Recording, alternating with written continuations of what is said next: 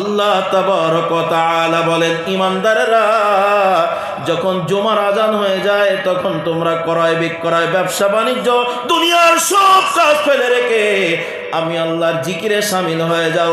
এখানে জিকির শব্দের অর্থ হলো জুমার নামাজ। একটু সুবহানাল্লাহ বলবেন না? তো জুমার নামাজ পড়তে এসেছেন, বাহ বাহ, খুব ভালো কাজ করেছেন, না আসার চেয়ে ভালো কাজ করেছেন।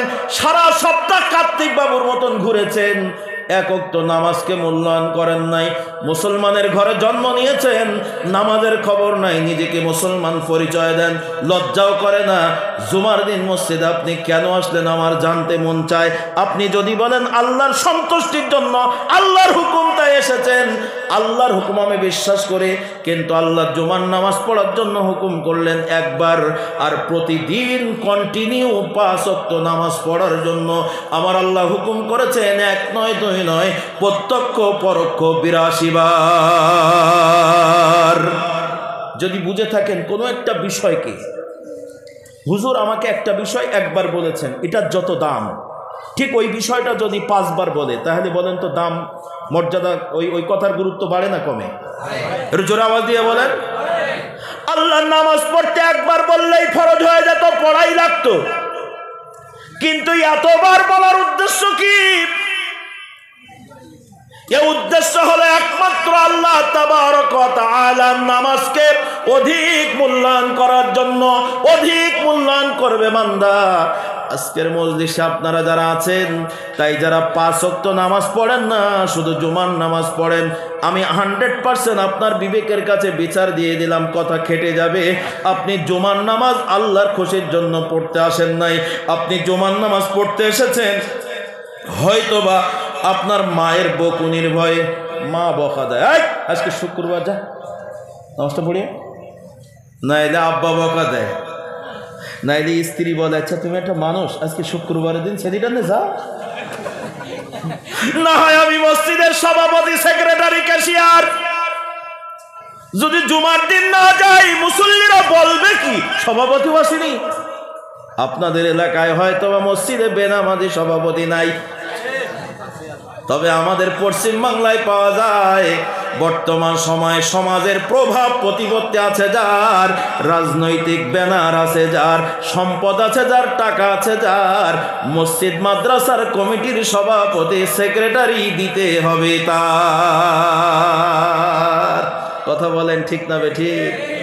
100 বছর আগে আল্লামা শেখ সাদী রহমাতুল্লাহ আলাইহি বলেছিলেন, বিড়াল রাজা, কুকুর মন্ত্রী, ইঁদুর যদি হয় কিরানি, সেই জাতির 12 বাজবে, এটা আমরা সবাই জানি।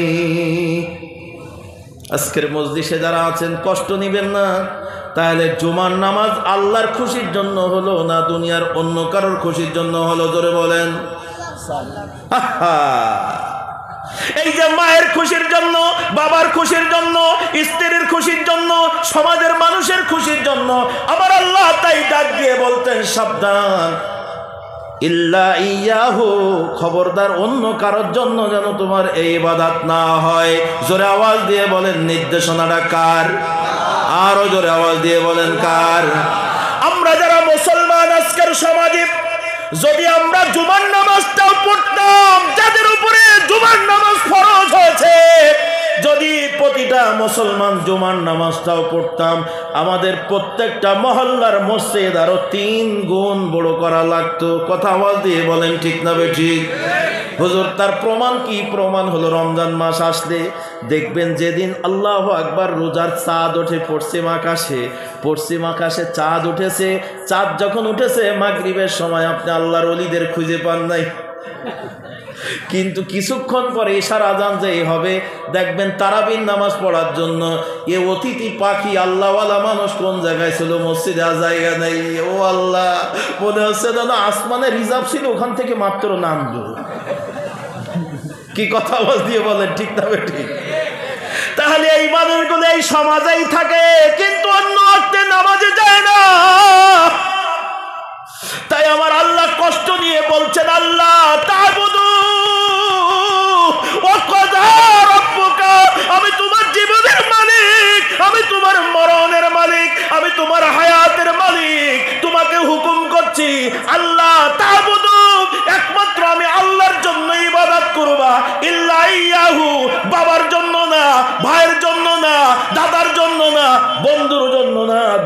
কারোর খুশির জন্য তুমি ইবাদত করবে না।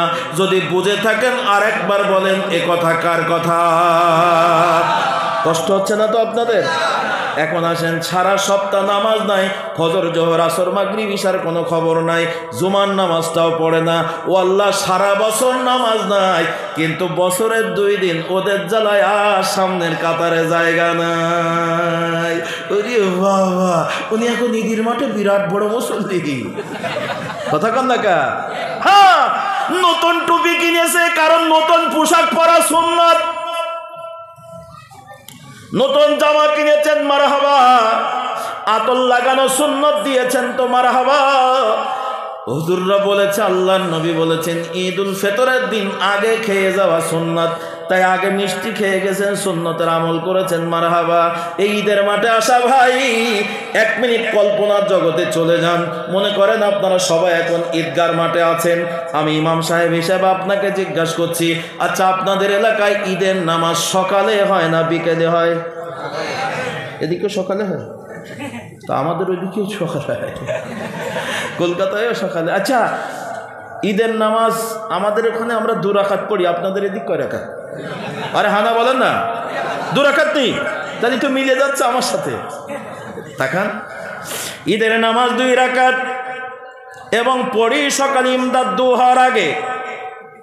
সম্মানিত হাজিরিন, আর একটা মাসালা জিজ্ঞাসা করি, ঈদের নামাজ পড়া ফরজ, ওয়াজিব, সুন্নাত না নফল? আসতে বলছেন কেন? বলবেন হুজুর অনেকদিন পড়িনি, মনে নেই। এর জোরে আওয়াজ দিয়ে বলেন, ঈদের নামাজ পড়া কি ওয়াজিব? মাশাআল্লাহ, তাহলে আমার সাথে মাসলাই মিলে গেছে। এখন আমি বলছি, ঈদের নামাজ পড়া ওয়াজিব, সকালে 2 রাকাত, সব ঠিক আছে। ঈদের নামাজ পড়া ভাই, আমি আপনাকে বলছি ঈদের নামাজ পড়া ওয়াজিব। এসেছেন তো ভালো কাজ করেছেন, তো ওই দিন কি ফজরের নামাজ পড়া মুস্তাহাব ছিল? আরে হানা বলেন না, ফজরের নামাজ পড়ো না, ঈদের মাঠে আসলে কেন চিটার? তুমি দুনিয়ার কোন মানুষের সাথে চিটিংবাজি করো নাই, তুমি স্বয়ং তোমার জীবনের মালিক, তোমার রবের সাথে তুমি বাটপারি করেছো। একটু কথা আওয়াজ দিয়ে বলেন ঠিক না বেঠিক? তোমার মাথায় টুপি, নতুন জামা, এটা দিয়ে তুমি জান্নাত পাবা না, এটা দিয়ে তুমি পাবা না। ঈদের ময়দানে তুমি আল্লাহর খুশির জন্য ঈদের নামাজ পড়তে আসো নাই। কথা আওয়াজ দিয়ে বলেন ঠিক না বেঠিক? বোঝার জন্য সহজ করে নিয়ে চলে আসি, লম্বা করব না। তাহলে কেন ঈদের নামাজ পড়তে এসেছেন? আমার সাথে হয়তো বা আপনি একমত হয়ে যাবেন, কারণ আমি কোরআন অ্যান্ড সায়েন্সের একটা ছাত্র। কোরআন থেকে সায়েন্সের গবেষণা করে মানুষের তাত্ত্বিকভাবে লেখাপড়া করার এই ব্যাপারে আমি এখন একজন ছাত্র মাত্র, আপনাদের কাছে হাত পেতেছি। শুনুন, আপনি সারা বছর নামাজ পড়েন নাই, ঈদের মাঠে গোটা গ্রামের একজন মানুষও মিস থাকে না, যদিও জামাত পায় না তারপরও দেখা যায় দৌড়ায়। কতক্ষণ ঠিক না বেশি? ও ভাই, ঈদের নামাজ পড়লেন কেন কেন কেন? আমি যদি জিজ্ঞাসা করে আপনি হয়তো বা অন্তর থেকে জবাব দেবেন, হুজুর আমি এমন একটা সমাজের মুসলিম, আমি যদি ফজরের নামাজ না পড়ি, আমার আব্বা ফজরের নামাজে চলে যায় কিন্তু আমাকে কোনোদিন ধমক দেয় নাই, একটা বার বলে নাই যুবক ছেলে তুমি যদি ফজরের নামাজে না যাও আমার ঘরে জায়গা হবে না, আমার বাড়িতে জায়গা হবে না, আমার ভিটা বাড়ির ভিতরে কোনো বেনামাজি জাহান্নামী মানুষ থাকতে পারবে না। হুজুর আমার আব্বা কোনোদিন আমাকে এমন একটা শাসন করে নাই, ধমক দেয় নাই, বরং আমি ইনকাম করেছি, তাই আমার বাবা বলেছে ঘরের দরজা আস্তে খোলো না, এলে বেটার ঘুম ভেঙে যাবে। আরে কথা কোন হানা বলেন না কে? এটাই সত্য। আল্লাহ কুমরুন, হক কথা তিতা লাগে, তবে আধুনিক চিকিৎসা বিজ্ঞান বলছেন তিতা ওষুধে কাজ হয় বেশি। বলবেন হুজুর আমার আব্বা নামাজে যায়, আমার ডাকে না, ডাকবেই বা কি করে? আমার আব্বা আমার মতন বয়সে কোনোদিন যায় নাই, এখন বুড়ো হয়ে গেছে, ঘুম আসে না, তাই সকালে যায়। যৌবনকালের নামাজ আমার বাপ ধরে নাই, তাই আমার আব্বা জানে যৌবনকালে ঘুমিয়ে থাকার মজা কত, তাই আমার বৃদ্ধ বাবা আমার যৌবনকালের ঘুম ভাঙায় না। হুজুর আপনি জানেন না আমার মা কোনোদিন আমাকে সন্তান বলা বন্ধ করে দেয় না। আমি যদি অক্তীয় নামাজ 5 ওয়াক্ত না পড়ে আমার স্ত্রী কোনোদিন আমার ঘর ছেড়ে চলে যায় নাই। আমার শ্বশুর কোনোদিন বলে নাই তুমি বেটা নামাজ পড়ো না, তোমার কাছে আমার মেয়ে রাখবো না, আমার মেয়ে ছাড়িয়ে নেব। আমার সন্তান কোনোদিন আমি বেনামাজি হওয়ার কারণে আমাকে আব্বা বলা বন্ধ করে নাই। আমি সমাজের ভিতরে বসবাস করি, সমাজের মানুষ কোনোদিন বলে নাই ওই লোকটা নামাজ পড়ে না, আমার সমাজের কোনো স্বার্থ তাকে দেওয়া হবে না। কষ্ট হচ্ছে আপনাদের? আমার পরিবার, আমার সমাজ, আমার পৃথিবী, আমি 5 ওয়াক্ত নামাজ না পড়লে আমাকে কেউ ঘৃণা করে নাই। হুজুর জুমার নামাজ যখন পড়ি নাই একটা বার সমাজের মানুষ আমাকে অবহেলার চোখে দেখে নাই। কেউ বলে নাই ওই লোকটা জুমার নামাজ পড়ে না, বিয়ের দিন তারে আর দাওয়াত দেওয়া যাবে না, এই লোকটা জুমার নামাজ পড়ে না, এলাকায় মসজিদে যখন কাজ করা হবে কোনো বেনামাজের টাকা পয়সা নেওয়া হবে না, এই লোকটা নামাজ পড়ে না, রমজান মাসে তো আর ইফতারি মসজিদে নেওয়া হবে না। এরকম শাসন যদি করা হতো তাহলে পরিবেশগত কারণে আমার মন হয়তো পরিবর্তন হয়ে জুমার নামাজে যেত, কিন্তু হুজুর তা হয়নি। যে কারণে 5 ওয়াক্তের খবর নাই, জুমার নামাজের খবর নাই। কিন্তু হুজুর আপনাকে আমাকে আক্কেল দেওয়ার জন্য ঈদের মাঠে কেন আসলাম জিজ্ঞাসা করছেন। শোনেন হুজুর, যদি ঈদের দিন না আসি আমার আব্বা বকবে, আমার মা বলবে বেটা আজকে ঈদের দিন, স্ত্রী আমার উঠিয়ে দেবে তাড়াতাড়ি ওঠো 7:30 ঈদের নামাজ। সন্তান বলবে আব্বা চলো একসাথে যাই ঈদের মাঠে। পাড়া প্রতিবেশী বলবে তুই তো মানুষ না, ঈদের মাঠে ওকে দিবি। গোটা সমাজের মানুষ খারাপ বলবে।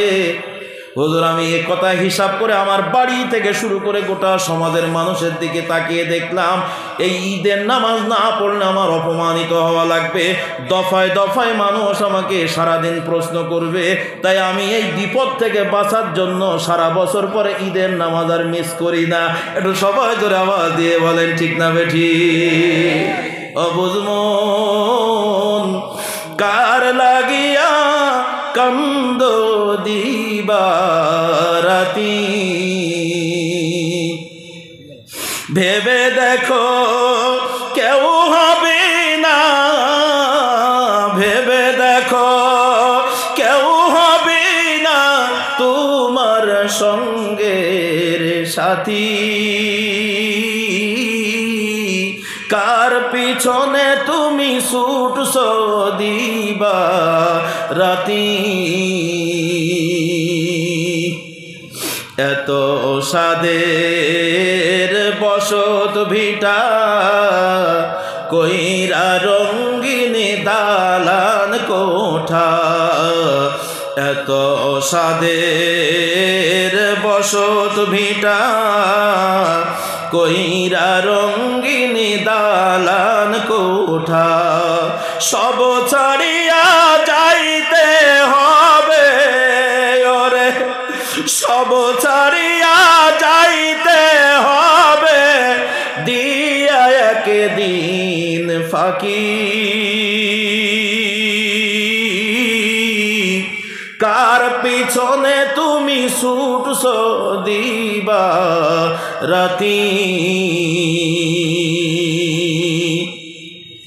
ছেলে কাঁদবে খাটি ধরে, মেয়ে কাঁদবে বিলাপ করে, ছেলে মেয়ের কান্না দেখে ওরে, ছেলে মেয়ের কান্না দেখে কাঁদবে প্রতিবেশী।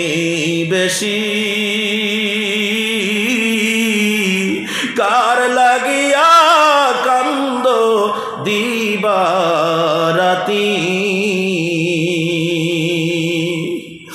আমার আমার বইলা যারে ভাবছ সারাক্ষণ, আসলে যে কেউ নয় তারা, কেউ নয় রে আপন, আপন আপন বইলা যারে ভাবছ সারাক্ষণ, আসলে যে কেউ নয় তারা, কেউ নয় রে আপন। তুমি আজ না হয় কাল বুঝবে একদিন রে,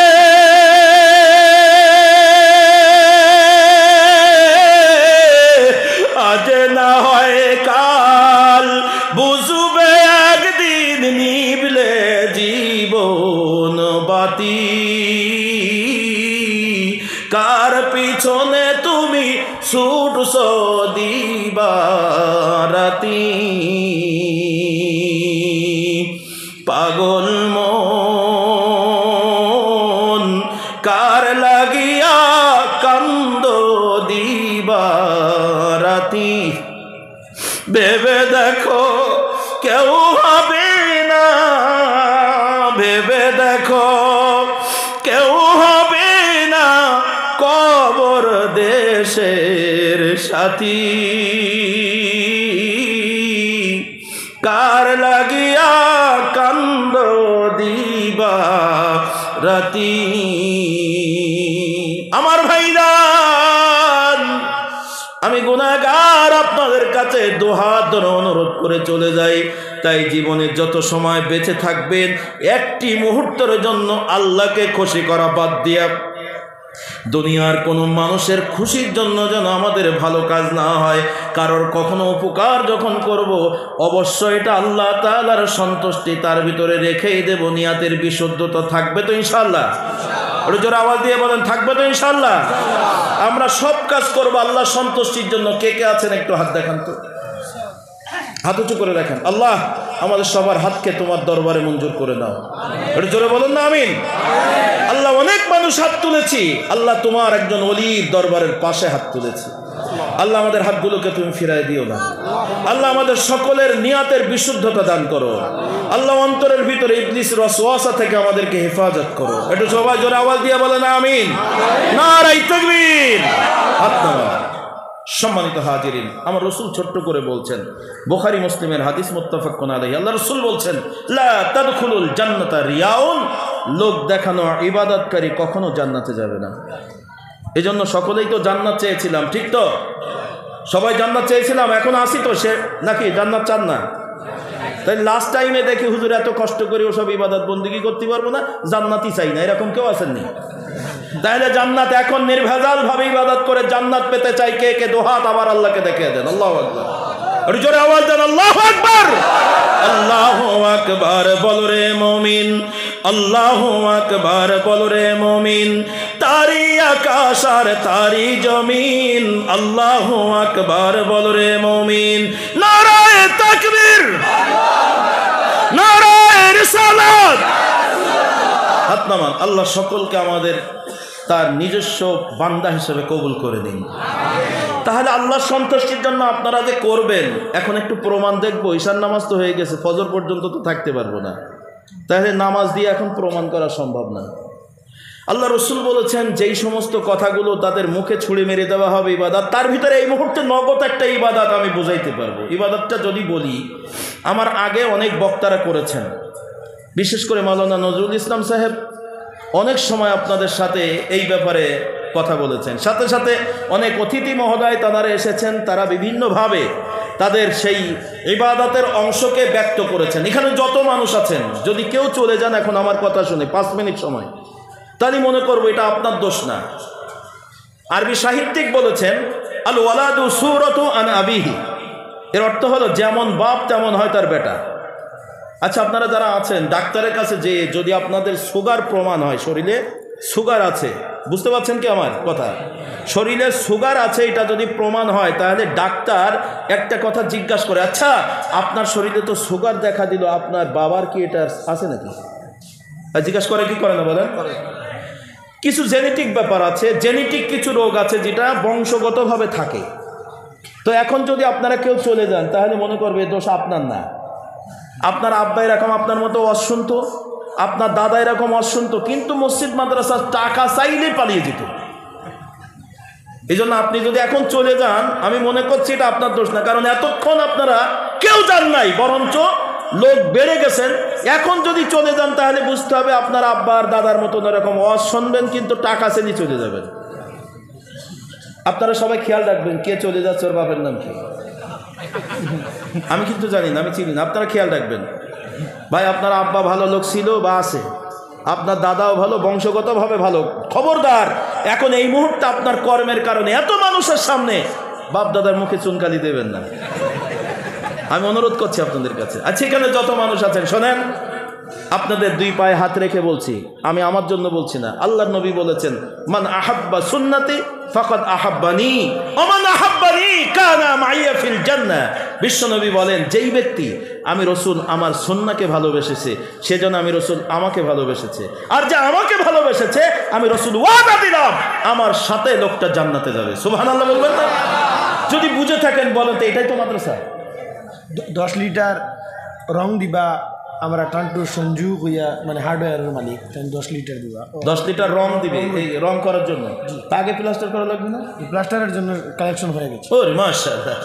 তো এক ভাই 10 লিটার রং ছাড়িতে হইবে সাদের এই দেহ,